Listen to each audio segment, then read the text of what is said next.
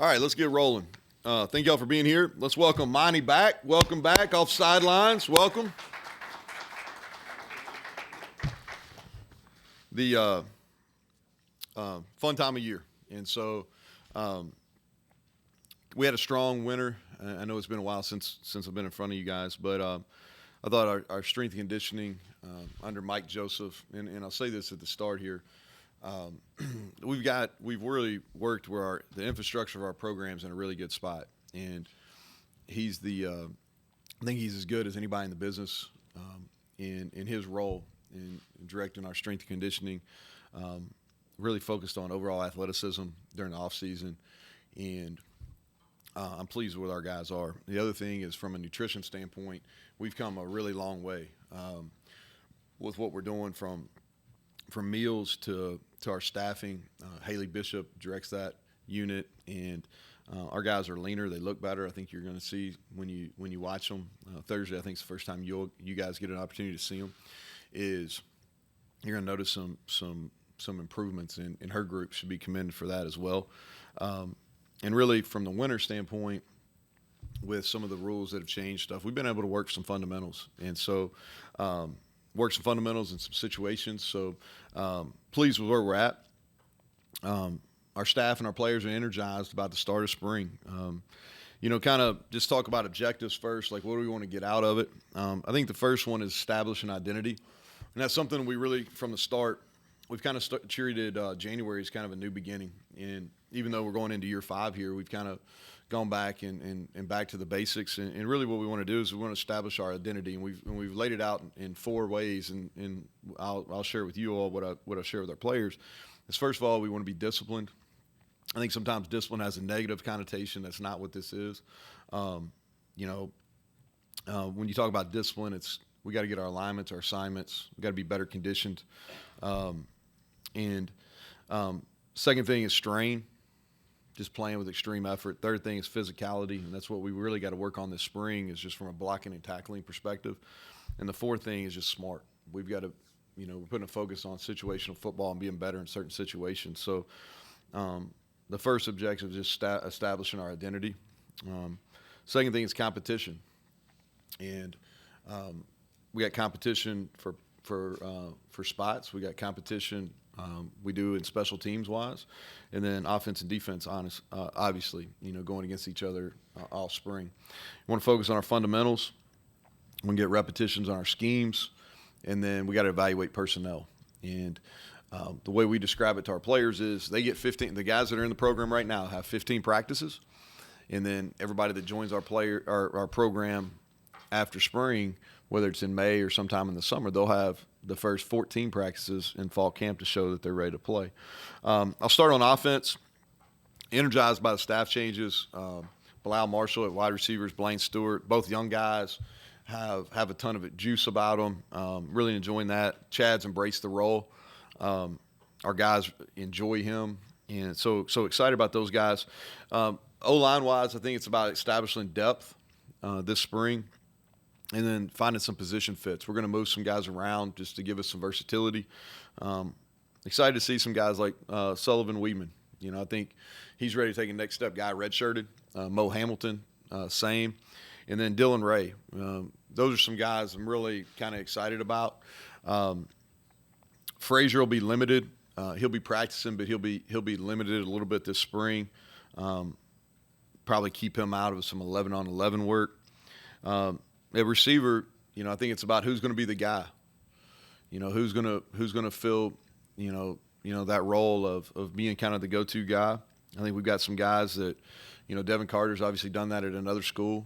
We have high expectations for him, but I think there's going to be some real growth. I think Jeremiah Aaron, Cortez Braham, Preston Fox, Hudson Clement, Jarrell Williams. I think those guys have had really productive winters, and I think they're ready to take a step. Grayson will be limited early for about the first week, and then he'll be full speed. So when you guys see that on Thursday, and then we've moved Davis Mallinger to wideout. So played safety. We've moved him to wideout, and played receiver in high school. Obviously played this first 2 years here at defensive back, but want to add his speed to offense. And so he's out this spring. He'll be able to do some drills on the side, but if you remember, he missed the last 4 or 5 games in the fall and with a season-ending injury, and he's still rehabbing that.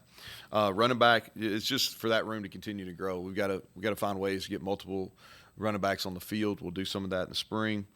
CJ will be limited. He'll practice. He'll be a little limited as he recovers from the surgery that he had at the end of the fall. And then at tight end, I think the main point for them is getting them involved in the pass game. Excited about seeing Cole Taylor. We need Victor and Will Dixon. Those guys, those are two that we really need to push and get more out of. And so on defense, it's really about getting back to basics. We did not play up to our standards last year, and we've simplified from a schematic standpoint, and so early on, alignment and communication is going to be the focal point on that side of the ball. Talking about the defensive line, is we've got some newcomers up there and some guys that got to increase their role, and so we're going to really push them. I think that everything defensively starts up front and then moves backwards. And so we've got to be able to establish the line of scrimmage and get back in. And we've done that in the past. Didn't do as good a job of it last year. And so that's going to be a point of emphasis. Just so you know, limited, Jalen Thornton will be limited. And then out for the spring will be Zachy Lawton. He's recovering from surgery that kept him out of the second half of the season last year. And then Asani Redwood. Asani had an injury during the winter that will keep him out for spring ball. At linebacker, I think Lee Koba is ready to take a next step. Really, for Trey Lathan, Jeremiah Trotter, Ben Cutter, Jaito, some of those guys, this spring's huge for them because getting live reps. And I really think that's a position where we're going to show a lot of improvement. I'm excited about that group. There's some youth in there, but there's talent, And I saw somebody talk about this in a March Madness press conference the other day. You'd like to have experienced talent, but if you had to choose, you're taking talent over experience, and I think we have real talent in that room. And then at outside linebacker, Bartlett I think is had one of the best winners in our program, and then James Hurd. Really excited to see him. And as good a pass rusher as we brought in here from a high school perspective. And then in the secondary, that's going to be a group that we put a lot of pressure on them last year, and some guys had to play maybe before they were ready. And I think what happens a lot of times is you got to go through some pain there, which we did. We went through some pain with our secondary play last year, but also expect that to be one of the most improved units on our team. And so we simplified some to help them. And and my expectation is we'll be much improved, and I think it'll show by the end of the spring. Special teams-wise, most of the time in the spring what we'll do is just work our fundamentals. And so not a whole lot of 11-on-11 special teams work. We'll work more fundamentals. And then, we'll have a field goal competition and a kickoff competition. So Danny King is obviously returning. And then Michael has joined us and had a really good career at Georgia State, so excited to see him live for the first time tomorrow.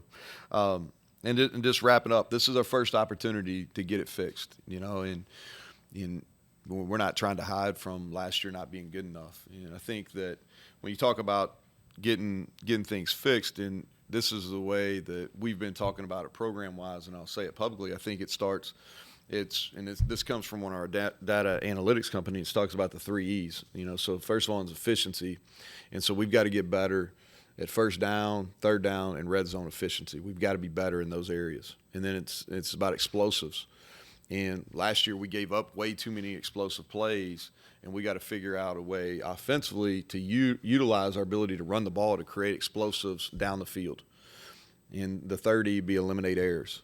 Offensively, that's procedure penalties, that's turnovers, TFL, sacks. Defensively, it's alignment issues and communication and missed tackles.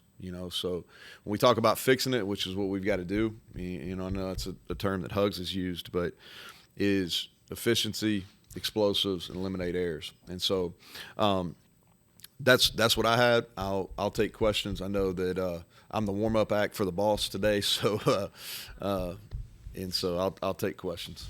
So, Neal, you went through a bunch of injuries in a position change. Anything else injury-wise that'll limit, keep anybody out, or any other position changes that you're going to experiment with this? No, not really. We've got Torres Simmons. We moved back to a defensive end.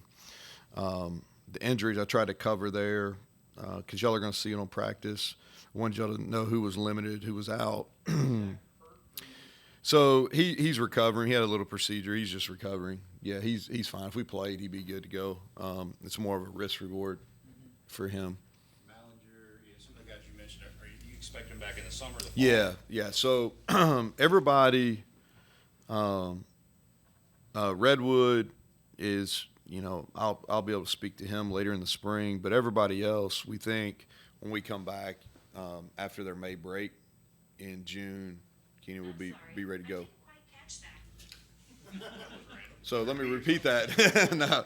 No, sorry, Siri. Yeah. Thank you. So quarterback competition obviously is going to be a focal point this spring. What do you thought of what you're going to see there? Yeah, so first of all, I want to set expectations. I don't plan on making a decision on this. So this is just really clear until we get into fall camp. Okay, and that's what I've shared with both of them. This is going to be, we're playing the long game on this, and so we'll split the reps with Garrett and Nico through the entire spring, and there's going to be some ups and downs with that, but we're going to split the reps. We'll carry that competition in the summer into the fall. Now, if it's just really clear, then we'll make a choice, but I don't foresee that happening. When you mentioned on setting the program identity, and there were some staff changes and things like that, does the need to kind of reset the program identity, does that stem off of maybe last year not going as well as you wanted, or because of the personnel being totally different, or is this kind of a plan that would have happened anyway because this is fifth year? Sometimes you reset after a coach has been at a program for 4+ years. What kind of led to that? Yeah, I think that the fact that we didn't get the results we wanted, and like I said, we did not play well enough last year, and that's not something that we've been hiding from. We kind of confronted that, right?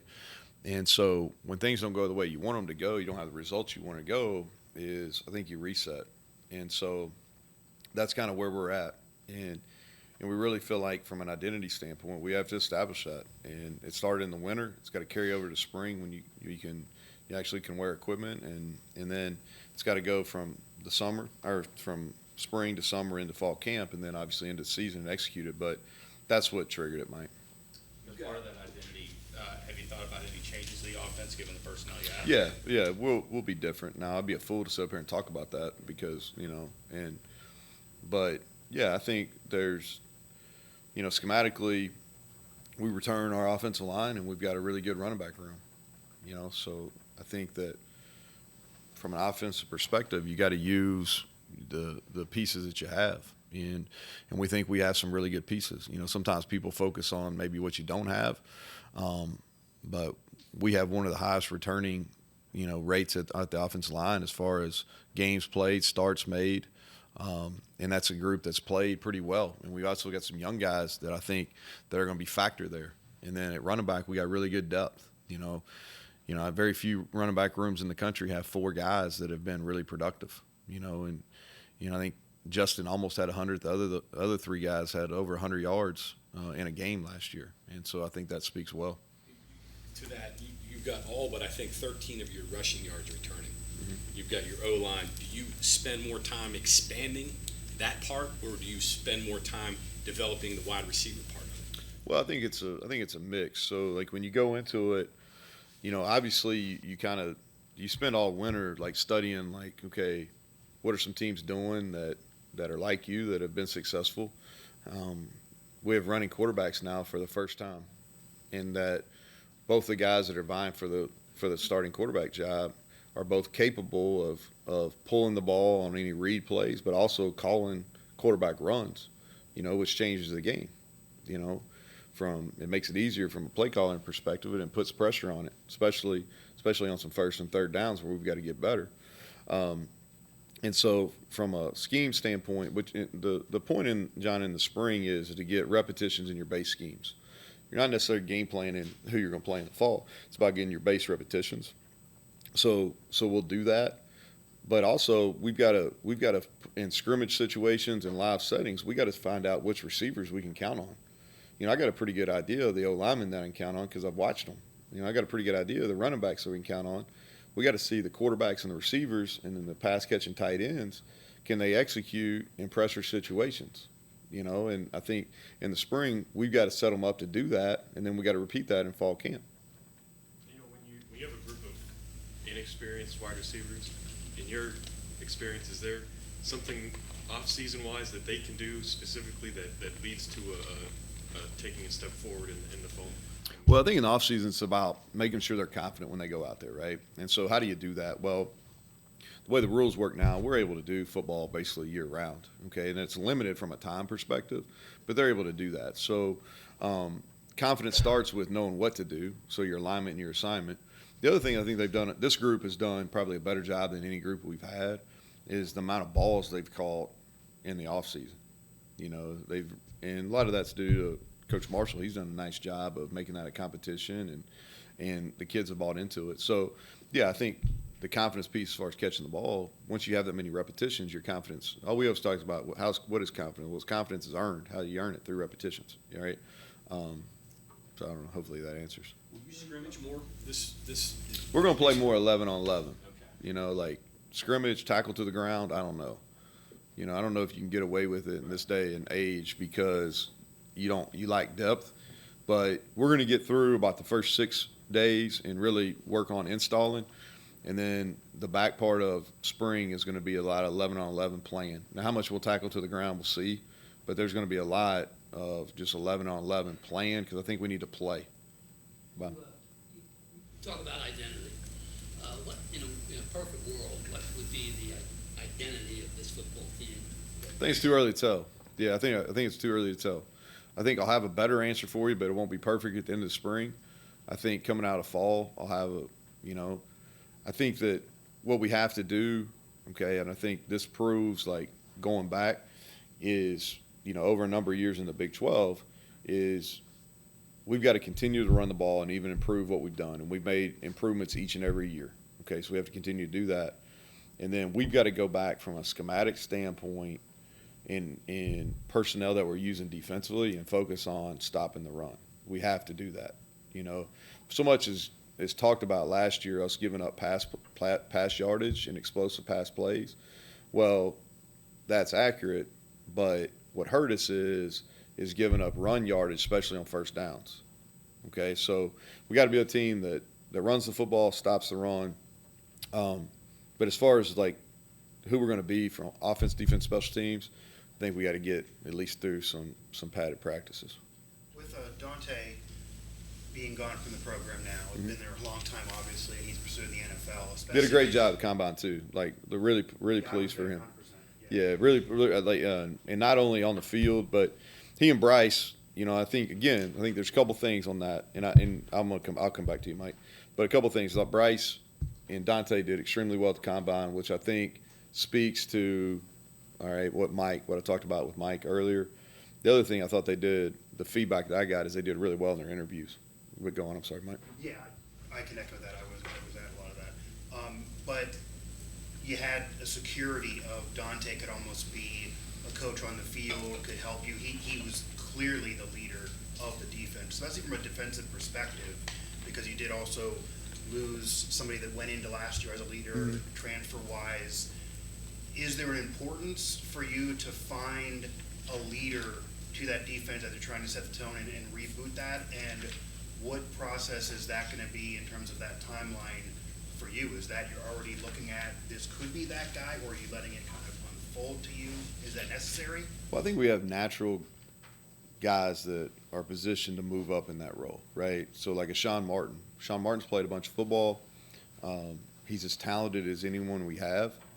And my expectation is his production is going to match his talent, maybe exceed that this year. But he's also one of the best people we have in our program. We always talk about leaders. Well, who are your leaders? Well, they're your best players.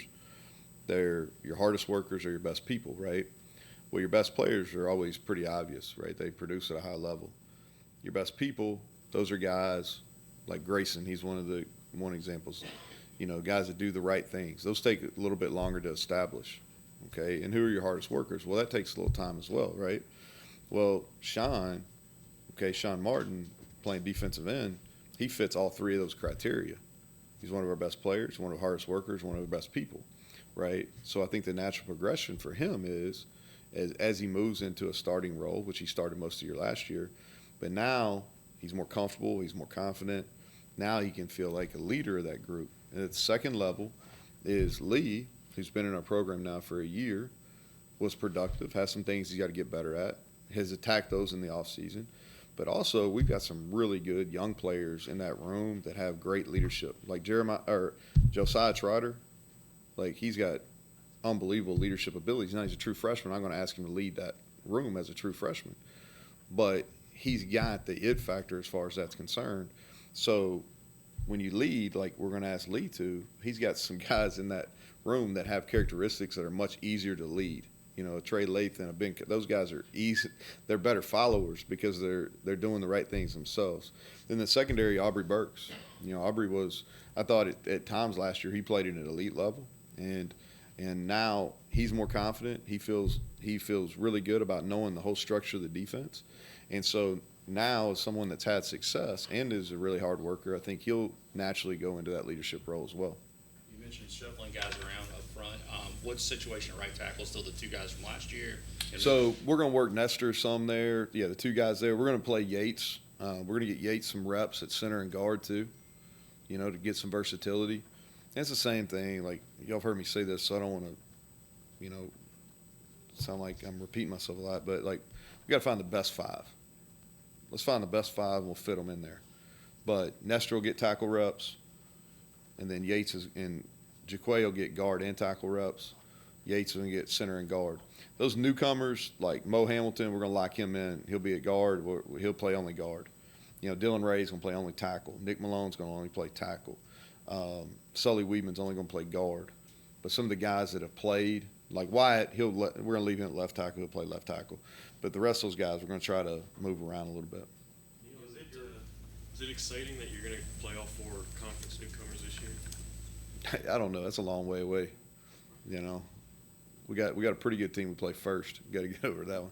What, Mike? Were you asking something? Yeah, I'm sorry. the point you made about talent, experience, and linebacker.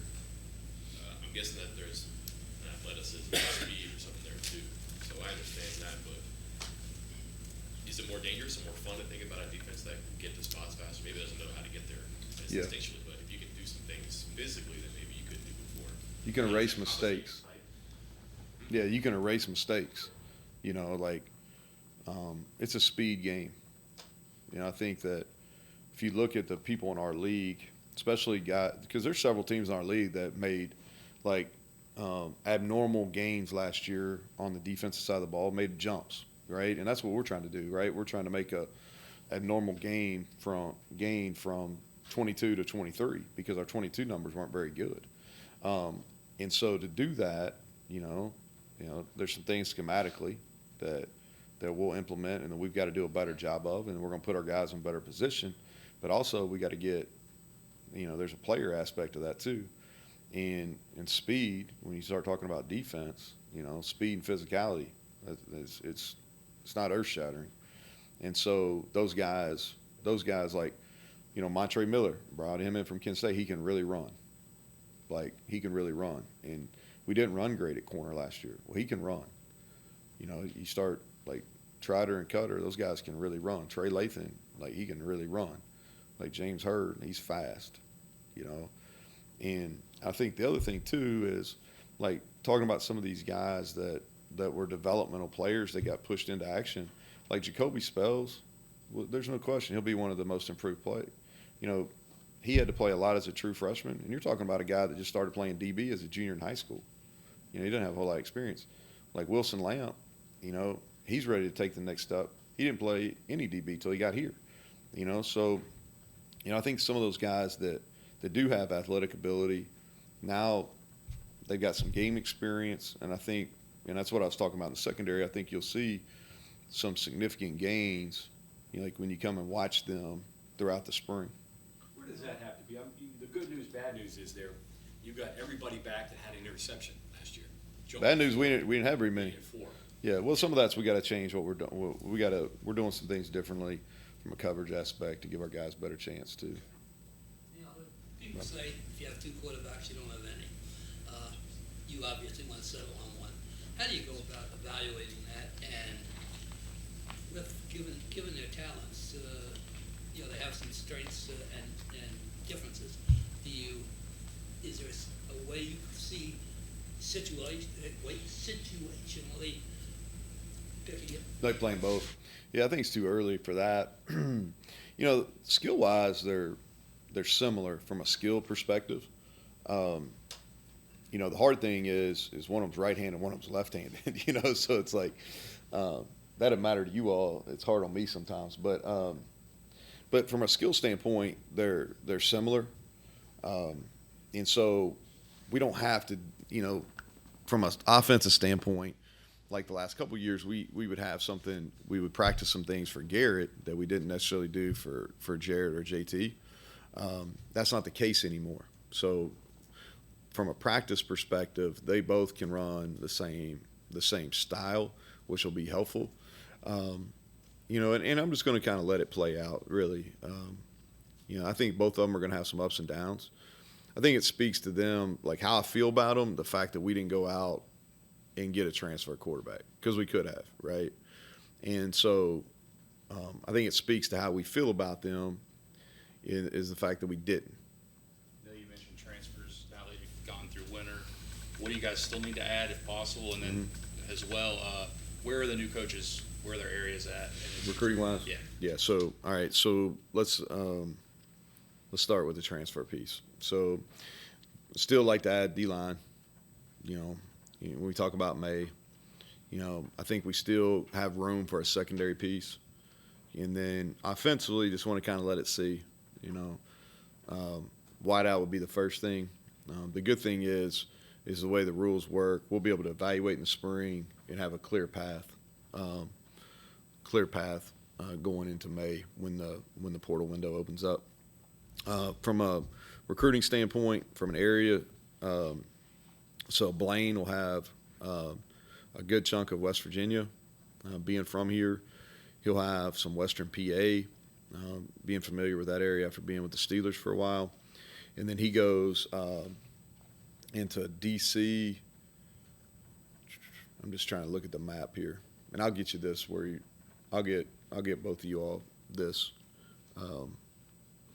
And then Bilal will be in Virginia Beach. Okay, that kind of that area down there, and then he'll be down in Miami, South Florida. Yeah. Your observations on the newcomers who came in January, either transfers or true freshmen.